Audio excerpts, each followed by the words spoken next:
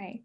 Thank you so much, Charles, for joining us on this Winter Warmer Festival.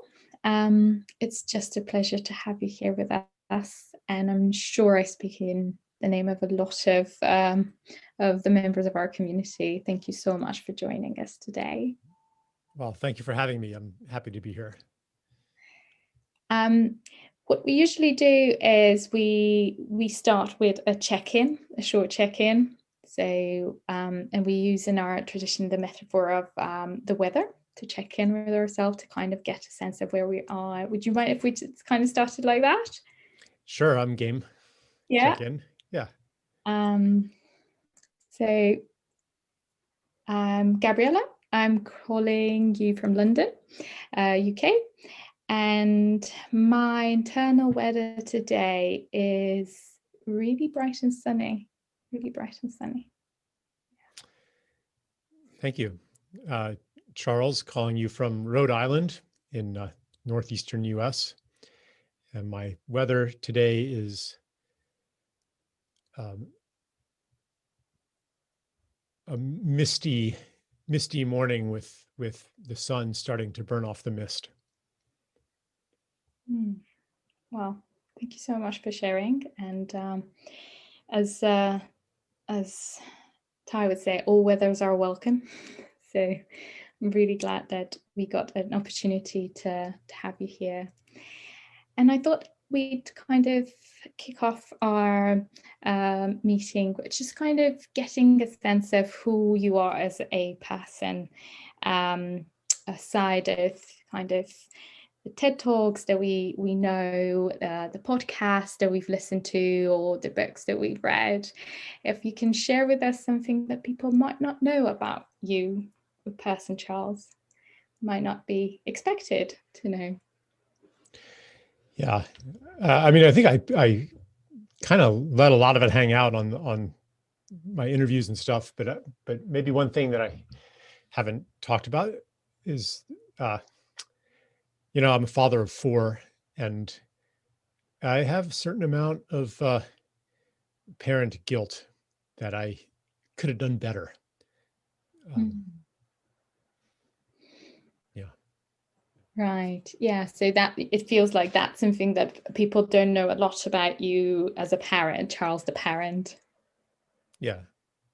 Yeah. And it's, it's true that I know that I've done the best I possibly could. Yeah. And it's also true that I could have done better, especially, if I could speak to myself of 20 years ago, I would have some good advice. Isn't it? Hindsight is such a amazing treasure. It's also the source of our wisdom a lot of the times. Yeah, it's true. Yeah. Well, your 20-year-old might appreciate the wisdom that you've acquired over the years. Oh, I'll be sure to, when he has kids, I'll be sure to, give him frequent suggestions about how to raise his kids. I'm sure he'll appreciate that. Well, thank you so much for sharing so openly with us. I guess one of the things that draw me, and I know a lot of people, to your readings is one of the words that you use in the better world that we know is possible, that story of interbeing and that concept of interbeing. And that's quite central to the Plum Village tradition. And I guess so I wonder what was your journey to the concept of interbeing, and how did you come about to it? And what does it mean for you? Yeah, well, in my earlier work, I wrote a book called The Ascent of Humanity, and it was about the transition in our basic mythology. I mean, kind of all my books are about that, but a transition from a sense and story and concept of a separate self in a world of other to a reunion with the parts of ourselves, social, spiritual, ecological, that we've exiled, to come into a larger self and a society built on that. So the concept that I was looking for was more than just interdependency, which kind of suggests that we have a bunch of separate selves that are dependent on each other conditionally. But what I was talking about was more inter-existence or interbeing. So the term comes very naturally from the just I think anyone who's exploring the breakdown of the modern self is going to come to this idea of interbeing. And I never thought, so I don't know. And then someone's like, oh, Thich Nhat Hanh's using this word all the time.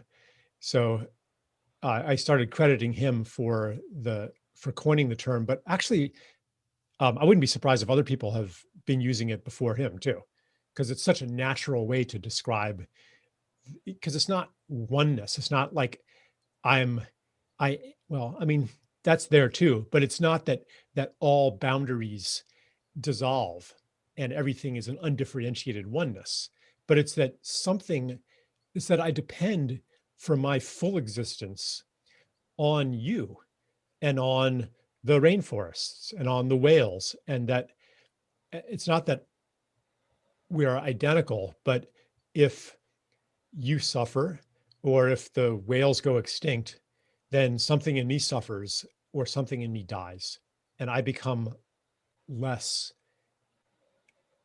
or different when any other being changes. So that's what I was reaching toward. And yeah, it's just in English, it's the best term to describe what I and many others are talking about. Yeah, it's interesting that you've just mentioned about how, yeah, it's possibly has been used, the term into being has been used in different ways in different traditions and spiritual traditions for many years. Ubuntu Ubuntu has been a concept for a very long time. If I were, if I were from that culture, I would probably use that term. So I think it is a very natural idea. And what your process, you're describing that your process came through writing and through writing the books and understanding and coming to a deeper sense of understanding of something else. The books were more of an expression of a process of learning and revelation. Yeah. I was like in suburban America, I lived in Taiwan for my 20s, and coming back here and wanting to raise children in this idyllic image of suburbia that I had somehow, where there's going to be packs of kids roaming outside and all the neighbors are going to know each other and we're going to make community here. And, I tried to raise my kids in that, and there was just nothing of the kind anymore.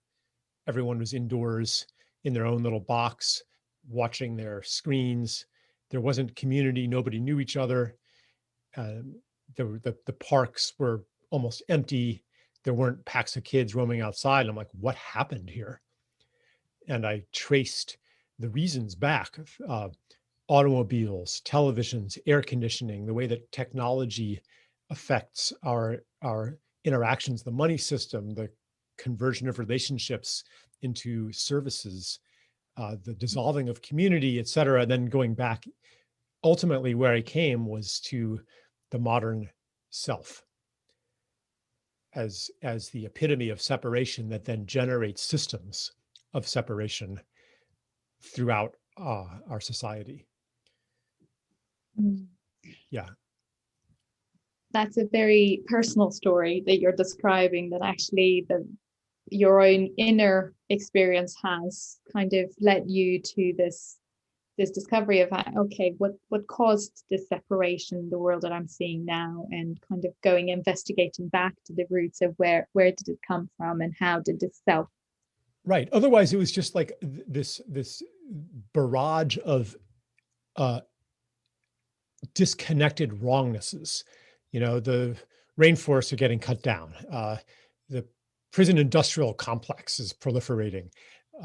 Children are not playing outside anymore, et cetera. Like just one thing after another, politically, ecologically, socially, and like there's got to be something that connects all of these things. I felt the presence of a source of all that I perceived as wrong.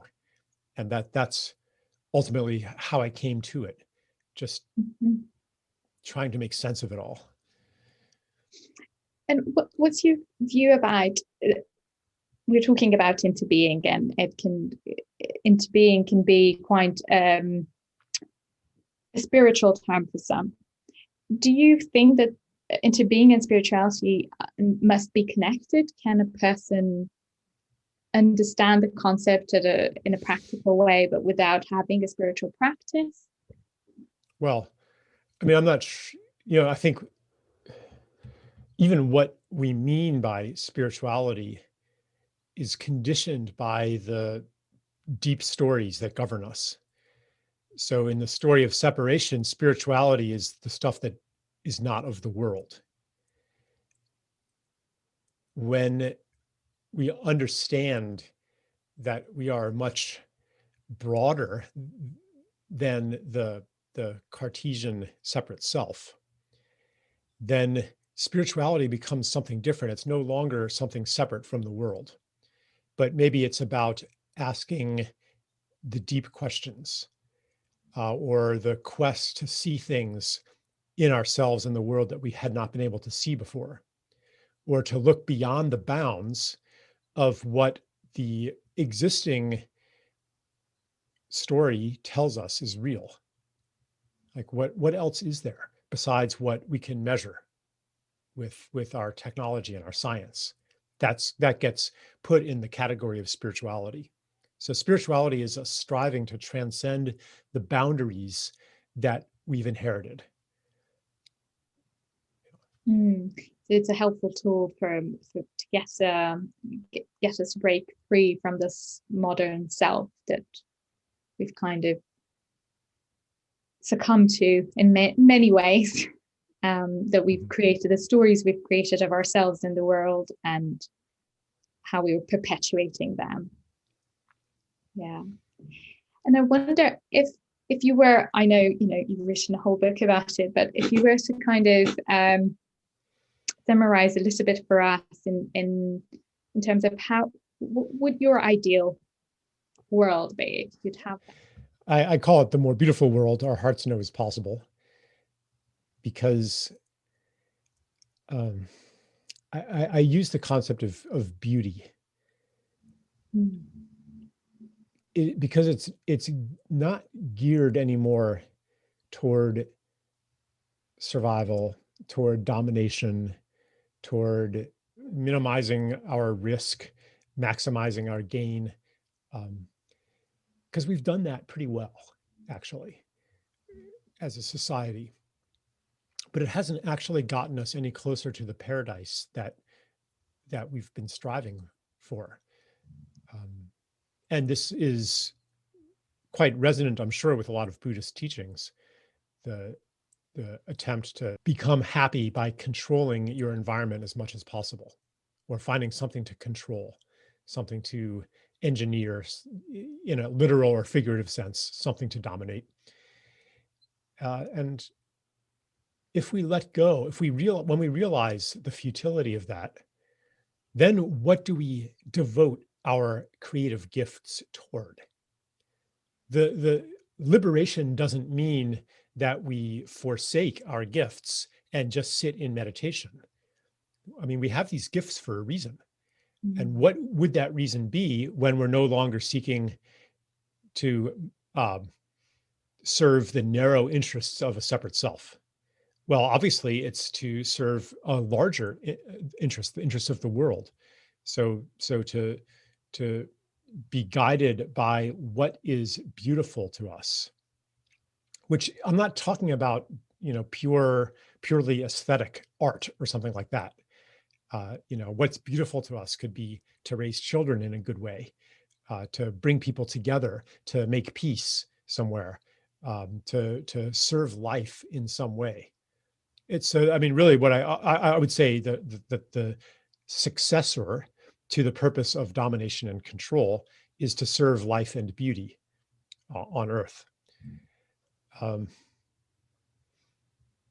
Yeah, I can't remember the beginning of that question, but I hope that's something of an answer to whatever you asked.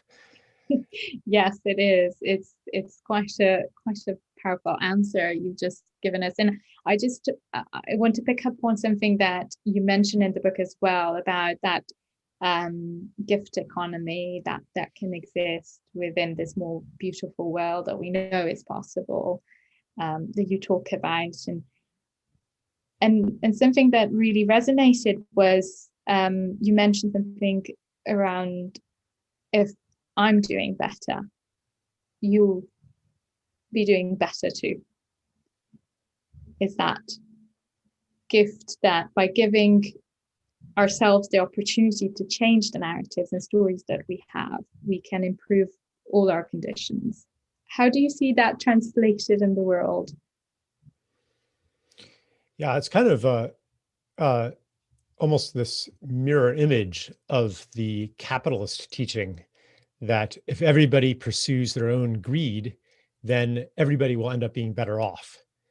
And I don't know if you know the logic behind that, but it's that that motivates people to produce goods and services that meet human needs and meet human desires. And so you're creating competition to do that even better, and more desires and needs get met, and so on and so forth. So it's kind of, there's like a deep truth there that's kind of been turned on its head, but the truth is still in it, which basically, to turn it around or to take it deeper, to find the origin of that truth, you say, okay, well, what actually is it to be greedy? Or let's use the word selfish. What would happen if we really got serious about being selfish, and we realized that, a big bank account, social status, none of this is actually going to do me any good. Someday I'm going to be in my deathbed, and none of that is going to matter. And in that moment, in those last hours, or it could be days or weeks or months, what will be precious to me? What actually outlasts this lifetime? It can't be anything that depends on the separate self, because that's going to be gone. And as the death process gathers force, it becomes more and more obvious that that stuff's all going to be gone.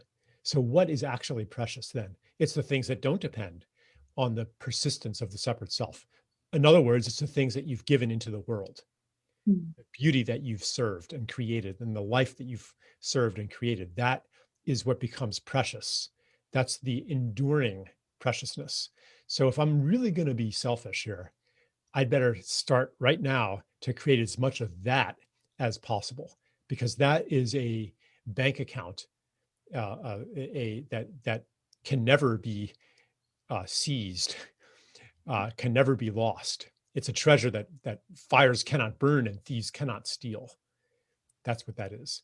And I think that it even, because it's not attached to the separate self, it's not even dependent on my life and death. Like it's in the larger self, even after the narrow self passes. And here that takes us to the idea of karma, that in some sense, what I've given into the world is part of me, and will continue to be part of my created experience. This is a motivation for what leads in one avenue of expression to what I call gift economy, which is really nothing more than community. A community is a network of gift relationships, as opposed to a market economy, which is a network of transactional relationships, where people can be easily replaced by somebody else who can perform that service. But in a gift culture, everybody is needed for who they are and for the unique contributions that they make. So anyway, I could talk a lot more about that, but I know you wanted to talk a bit about community, so maybe I'll pause there.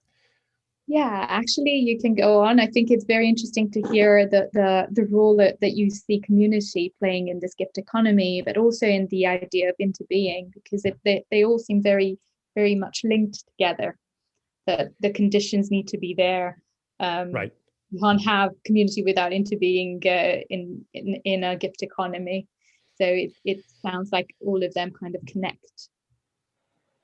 Yes. So in a community, in a real community, and every culture was once a gift culture and had community, and it's just eroded over time with the advance of market economies and technology and mass scale. But in a real community, you know that you need each other, because you can't just buy it from an impersonal market somewhere. You can't order it on Amazon. You need the people around you, and they need you.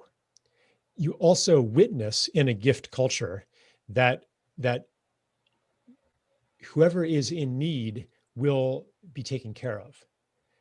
In a gift culture, wealth is a matter of how generous you are, not a matter of how much you have and control, but it's a matter of how much flows through this particular nexus point in the larger whole of which you are part. So there's no insecure, like, even if you are selfish and dominating, the way to do that is to give as much as possible. And in fact, there is actually even a vestige of this today, where in its more pathological form, a gift can be a form of domination. If I give you something that's so generous that you cannot possibly pay me back, then you're in my debt forever. But at least, like, so that, can lead to feudalism and stuff, but at least, like, the wealthiest are, they have to take care of everybody else. They have to to channel wealth to others. And this fits in, but this idea of we need each other, that your good fortune is my good fortune, because then you'll have more to give, and your misfortune is my misfortune too, because then you'll have less to contribute, like, even from a selfish perspective. Not to mention the the love that arises through, I mean, even if you hate somebody in your community, but if you know them well, you also love them. You actually have to love somebody, even to have enough material to hate them with, so so anyway, the love is the felt experience of the truth of interbeing. What happens to you happens to me. If my child is unhappy, I'm unhappy, not because I make some rational calculation that it's going to harm me, but because we're not really separate. So, so gift, that's the relationship between gift culture and the concept of interbeing. Both of them say we're not really separate, that what happens to you is in some way happening to me, because we are interdependent on the existential level. Mm. And this community, now I know, like, Plum Village is a spiritual community. So, and I think probably to some extent you're also depending on each other in material ways too, to grow food, perhaps. I'm not sure exactly how the community works, but the principle of interbeing applies to what we might call spiritual practice also, where the strength of uh, your neighbor's practice, like, that feeds into your practice. Probably everybody listening to this has experienced how much more powerful meditation can be when you're in a group meditating, because you don't have to carry it yourself. So even on this more uh, esoteric level, the truth of interbeing is apparent to us, because it's a universal truth. Yeah. And I guess what I'm kind of the way that you're presenting it now, it makes so much sense, even from, if you flip the coin and you kind of take the devil's advocate and kind of take the side, okay, if we are to be selfish and that's who we naturally are, this would fit with that model as well. So Right. it's quite quite an interesting way in which you've just presented, actually, you know, even if that were true, which research is still very much debating on, let's say that's true. This still fits. Yeah, conventional, like the conventional view of selfishness only makes sense if death doesn't happen. It only makes sense if we deny death, which again is a Buddhist teaching, right? I mean, we're talking about impermanence here. Yeah. If there's permanence, then you could say, yeah, I'm going to build up a fortress of self and maintain it forever. And that's my quest. That's why the truth of impermanence is so central to the concept of interbeing. Interbeing only makes sense with the truth of impermanence. That's very the basics of our teachings as well, as you say. It's a spiritual practice, and a lot of spiritual and religions kind of traditions have taken that on board. We don't make sense unless we make sense of everything together and everything linked. And there's an interbeing between our teachings and our earth and our planet and ourselves. But what you're describing, the way you're describing, it's fascinating to hear about the links that you've made and how the gift economy came out of it. Yeah. And I wonder, obviously we're not living in a gift economy today, unfortunately. Some people practice it, and I'm hearing that you're practicing, you're modeling that practice of gift economy yourself. How do you find that? I mean, I would just say I'm exploring steps into gift economy. You know, it doesn't mean that I don't use money or anything like that. It simply means I don't charge for things. You know, and I rely on voluntary payments, you know, for online courses, or, you know, sometimes people just donate to my website or whatever.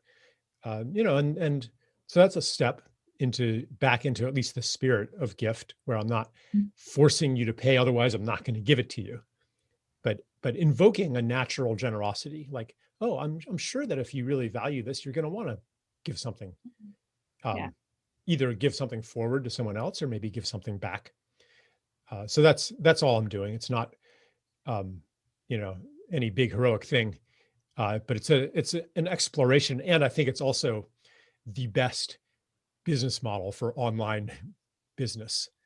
You know, because what's the alternative? Either like you decorate your website with advertisements, or you build a paywall and withhold the content that you actually are wanting people to read. So then, like, you're fighting yourself, going to hold it back and put it out at the same time. So that's, you know, for me, it's partly a very practical thing. It sounds quite a practical thing, and it's also kind of very embedded in what you were just saying. It's small steps that you describe in your books as well, about, you know, the small steps, the small actions that we as individuals can take towards that gift economy, towards that community, that we can. And the step for somebody else might be totally different. It may not have anything to do with work or money, you know, but it comes from a way of seeing each other, which is to see our maybe repressed desire to be generous, to live in community, to share our gifts.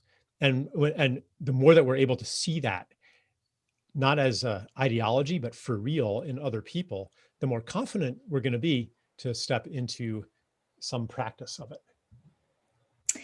Coming to the practice, I wondered, what kind of type of practice do you hold? Do you have informal practice? Do you practice in a particular tradition or religion? Yeah, I don't have a very impressive personal practice. You know, I mean, I do some meditation and stuff.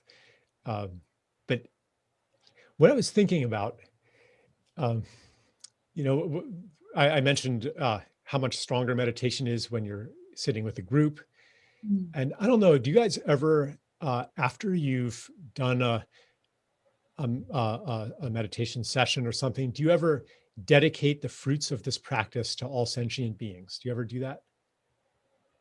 Or invoke that principle? Yes. So there's a lot of our practice goes to that. Yes. Right. So I'm one of those sentient beings who benefits from your meditation practice. like the fruits of meditation, even though I don't have a very impressive practice myself, I'm not getting up at 4 a.m. and doing 3 hours of meditation, and that's why I have so much mental clarity. No, it's you are getting up at 4 a.m. and doing 3 hours of meditation, or you meaning maybe some of the monks at Plum Village, and that field that they generate by doing that is of benefit all over the world. And I think that the enormous efforts of monastics and meditators and sadhus and spiritual practitioners over the centuries, this has not been in vain. The benefits of this are circulating widely now, and some of us, we can meditate a little bit and we can tap into this field that so many generations of practitioners have created with no thanks or reward or applause given to them. So yeah, I mean, if we even right now, I could just offer, I'm going to close my eyes. So unless you want to watch a guy with his eyes closed, maybe you should close your eyes too. But I would just offer that we can tune in right now to the field of meditation.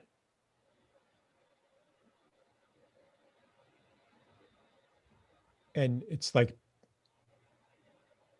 an awareness arises of a sea of meditators all around us.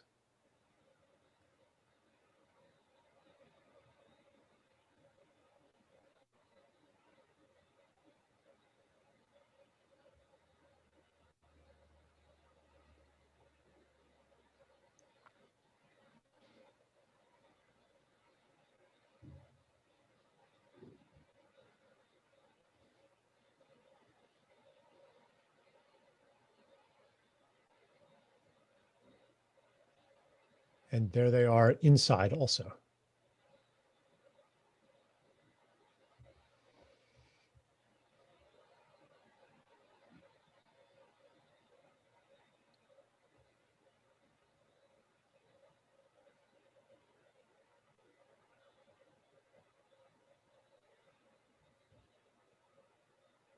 And feel the gratitude inside of you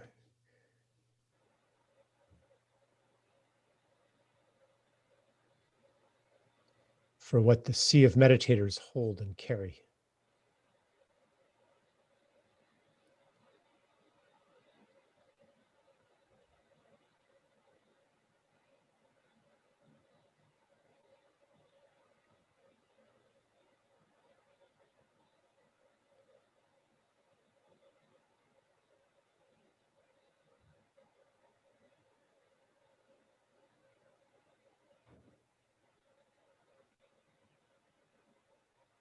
And with a feeling of being held and carried by the field of meditation, open your eyes again. So there maybe was some experiential confirmation of what I'm talking about. Like that field is there all the time. And every time that any of us meditates, we strengthen that field. And it's working on the world. Like the lineages of monks and nuns and Zen masters and Taoist shamans, and I mean, these people, they weren't like, oh, the world sucks, so let's go and create, let's go and get enlightened, let's go feel good somewhere through these techniques. They're like, what can I do about it? What is my contribution to life and beauty on earth? And they go down all the way to the core. And the conclusion is, wow, actually the best thing that I can do, the most helpful thing I can do is maybe to sit here in this cave for 50 years. It's not that they're retreating from the world. Mm.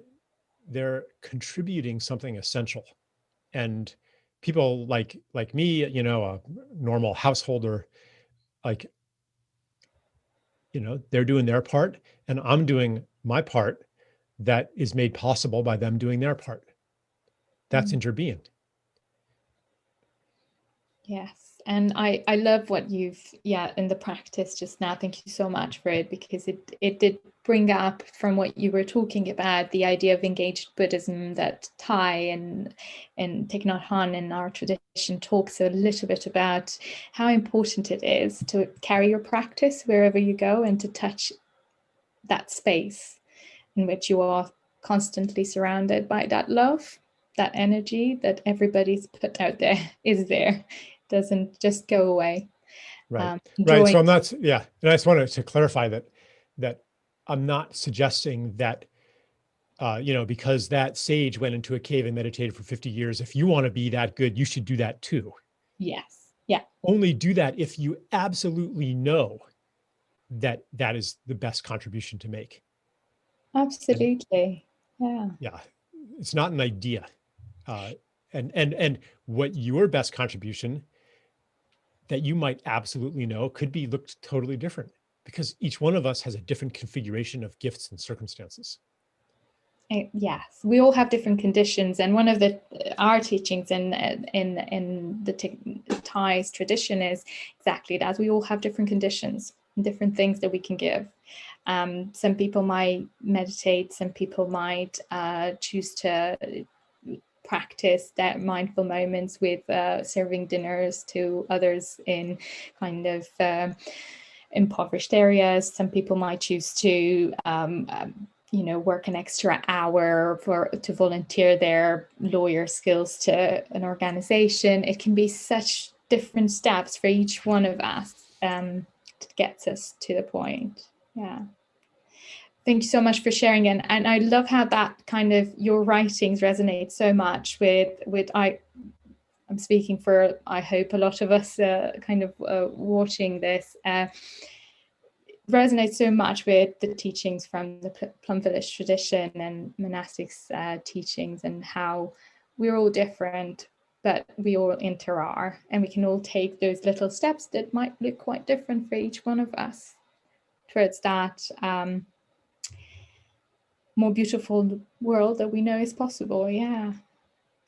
And now, kind of coming to a close, I wanted to kind of ask you, I know this has been a particularly difficult year for a lot of people in the world, and I wondered what helped you through this, what kept you connected and hopeful. Well, okay, let me first say I have not always been connected and hopeful at every moment of this year, and have had many moments of, yeah. So, you know, maybe I'm not the guy to ask, but I, you know, the cycles of despair that I've gone through, uh, I would then, you know, maybe make your question into what brings me out of those. Yeah. And it is community. It is people who reach out to me with just the right message or the right information, or not even always people reaching out to me. It could be some other intelligence reaching out to me. But it's been really obvious this year that I cannot, and maybe some people can, okay, but I personally cannot maintain cheerful, positive, optimistic, useful state on my own power. So it's, yeah, I mean, maybe it's, you know, rishis meditating 500 years ago, reaching out to me through space and time and just touching me in the right way that brings me out. I don't know. But I'm also, yeah, that's, um, I guess another thing is like that is a fountain or a wellspring of hope in me is the it's like there's certain people who have come into my life at various times who planted a seed in me. And I'm especially thinking of very, very humble, kind people. They weren't any kind of philosopher or spiritual teacher or anything like that. You know, they were they were a motorcycle mechanic. You know, they were a cleaning maid. You know, they were like a garbage man, uh, a kindergarten teacher. The I have this theory that the great souls of our time are in very humble stations, like Yeah. creating the background conditions for less evolved souls like me to even be in this world Yeah. and have our learning experiences. Well, I'm most grateful to those people that I have also in my life that have given me those conditions to evolve, hopefully. As you were saying, it really resonated with me, the idea that actually there's these little humble people that are all around us, that they just amaze us and they have this ripple effect. They Yeah. may be people that, you know, we might just see once in our lives that can have that ripple effect onto us and us onto other. That's kind of the spirit of our community as well. The gift of our presence can be quite powerful, if nothing else, Yes. to share. Yeah. Yeah. I was just going to just say it's like, could be a grandmother, you know, it could be someone working minimum wage at a daycare facility, you know, and just pouring love into those babies for no reason. You know, it could be like a janitor, like in the Queen's Gambit, like Mr. Scheibold, you know, like this. Absolutely. Yeah, like that, you know, it's people like that who are holding the fabric of reality together for us, actually. Their contributions are in the conventional view of fame and all that, they're almost invisible. But from another view, they're the giants. Mm. And they don't even get celebrated. So I guess I'll just dedicate my words now to gratitude for those people. Yes. Thank you so much, because it really resonated, particularly in these times of pandemic. Our key workers, aren't they? There are essential workers that we don't see working and weaving the network that keeps us all together somehow, that we don't see until we break apart. Yeah. And then like, you know, the doctors and nurses on the front lines, they get some celebration. But what Yeah. about the janitors working in the hospitals? Yes. Like the guys pushing the mops, you Yeah. know, the women cleaning the bedpans. Like, I mean, yeah. It is an astonishing world we live in which our jobs are often contained. And I was asked in an interview question, what is your job better than that of a journalist or a doctor? And I was just sitting, was like, well, none of what I do or a doctor might do can save the lives of so many people as much as the cleaning lady that comes in the morning and cleans the surgery room for the doctor. All the patients would die without her, for sure. They would get infected. So it's those little people that we just take for granted, but they keep us together. They keep us alive, spiritually and also physically at times. Yeah.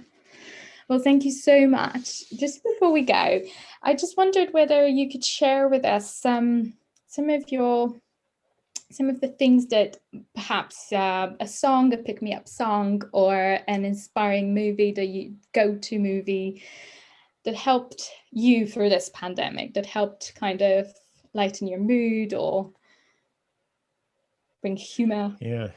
You know, when I'm in that state, I usually don't go to things like that. because I'm Right. like, I don't want to be distracted from this, you know. So no, more for me, it's more the people that I just invoked who planted seeds in me, you know, and I yeah, it's not like okay, I'm going to get out of this state, so I'm going to think of this person. Yeah, I'm much more helpless than that. If I'm really in a bad state, then um, I'm not even in a state to turn on a movie like that. But Mm. they do linger in their effects. But yeah, I don't really watch a lot of media, so um, yeah, So I'm sorry I can't offer some a reading list or something.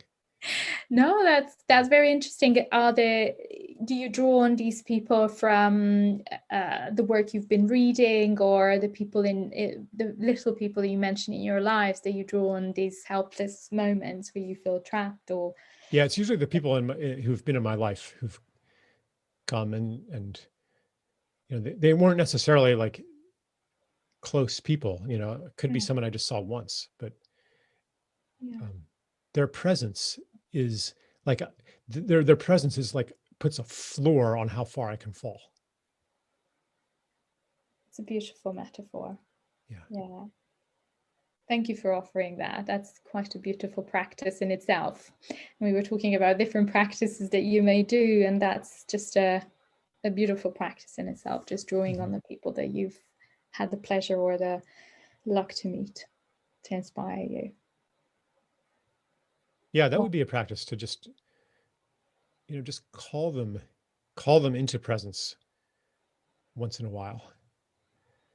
yes, and pad the floor of our fall downfall. Yeah, Yeah. that in itself is a visual. Well, thank you so much. I'm more than lucky to say that you've become one of those people I can call upon in this interview. It's been a pleasure, and thank you so much for so willingly talking to me today and so openly to me, to us. And I'm sure that we're all going to learn a lot just from listening and re-listening to your talks and this interview. I'm very grateful. Well, thank you for having me on. Yeah. And I wanted to kind of end by saying that we've had the pleasure of getting to know a person that's so well spoken and so informed and has done so much, but with so much humility. It's a very rare thing to have that and to hold that in a space. So I'm really grateful to have had that opportunity to speak with you today. Yes, thank you, Gabriella. Thank you.